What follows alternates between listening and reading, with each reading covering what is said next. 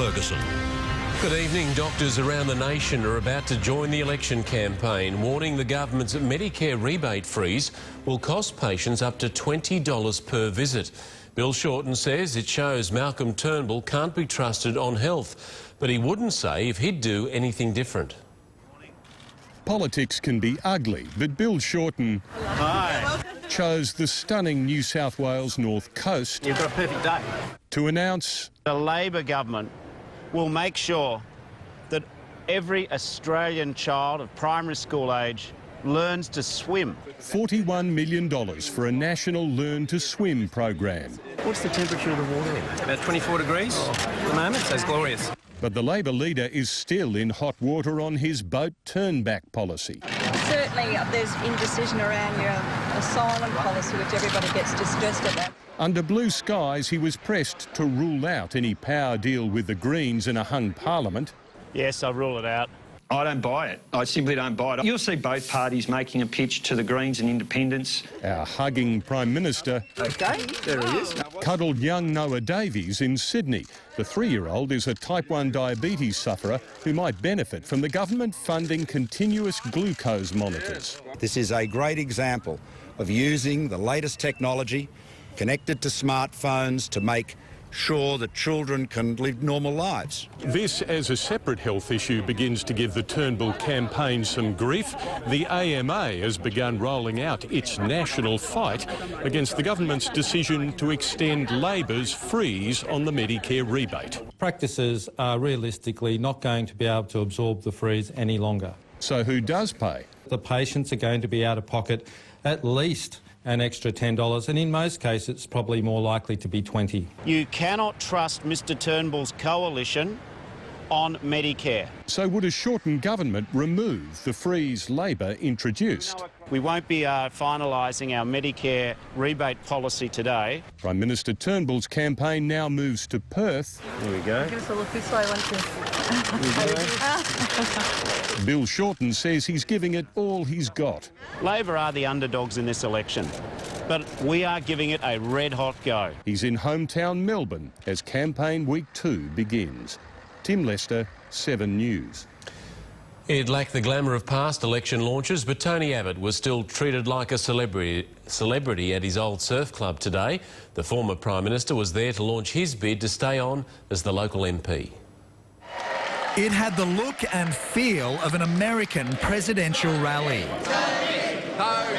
But the former federal leader was here to talk local. We will finally build a decent oval at Brookvale Oval. We will finally get Brookie in the shape it should be. He's already secured $10 million for an upgrade of the Manly NRL home ground. Today, he vowed to make it easier to travel there. I want to work with Mike Baird to ensure that this peninsula gets the transport infrastructure that it has been crying out for decades. The election hopeful helped cook and eat the traditional political sausage sizzle. As a local, he's done a fantastic job down here, and as you can see, he's well supported and liked. He's been a long-time friend of mine.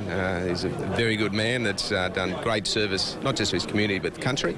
Malcolm Turnbull musing he might even campaign with his leadership enemy. That'd be delightful. I might paddle my kayak across the harbour to join him. Despite his Canberra dumping, he's still adored by many in his Northern Beaches electorate. Mr Abbott is an old hand at this. This is his 9th campaign in 22 years, although many predicted that after losing the leadership, he wouldn't run for office again. Glad that he's having another go. We'd like him back in the top job, actually. Stranger things have happened. Sean Berry, 7 News. And our political editor Mark Riley joins us now from Canberra. Mark, what can we expect from the campaign this week? Well, Mark, expect to hear a lot about jobs from Bill Shorten. Education was his theme last week. I'm told this week the topic will be jobs. Malcolm Turnbull will be in WA trying to shore up support there. He'll be talking about shipbuilding. Also expect some fresh attacks on those Labor divisions on asylum seeker policy. That is a problem for Bill Shorten, although Malcolm Turnbull has his own problems. GP officers turning into anti-government campaign officers is one of them. And that presidential style campaign launch we just saw there from Tony Abbott, that definitely was not in Malcolm Turnbull's script, Mark. All right, week 2 underway. Mark Riley in Canberra, thank you. 5 suspects who allegedly planned to sail to Indonesia to join Islamic State in Syria have now been charged with terrorist offences, which could mean life in jail. The men from Melbourne were arrested near Cairns after towing a 7-metre fishing boat across 3 states.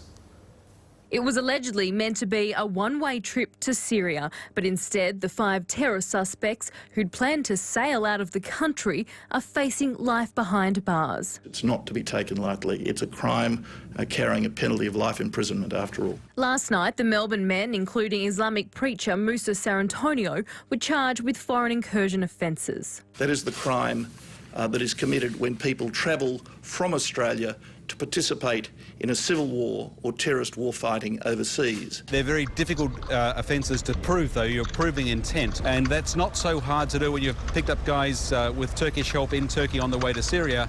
It's much more difficult when they're in Queensland towing a boat. The alleged Islamic State supporters, aged between 21 and 31, have been on the national security radar for some time. Their intentions to travel to the Middle East to engage in terrorist war fighting were known to the authorities. Their passports were cancelled, forcing the men to allegedly plot another escape. Plan B was by boat. They're accused of towing the vessel from Melbourne to far north Queensland, with plans to travel to Syria via Indonesia and the Philippines. The Federal Police is assuring the public there's no current or impending threat of a terror attack here in Australia as a consequence of this investigation. The terrorism alert level remains probable. The men remain in custody and will face Cairns Magistrates Court tomorrow. Police will apply to extradite all 5 to Victoria. Natasha Squarey, 7 News.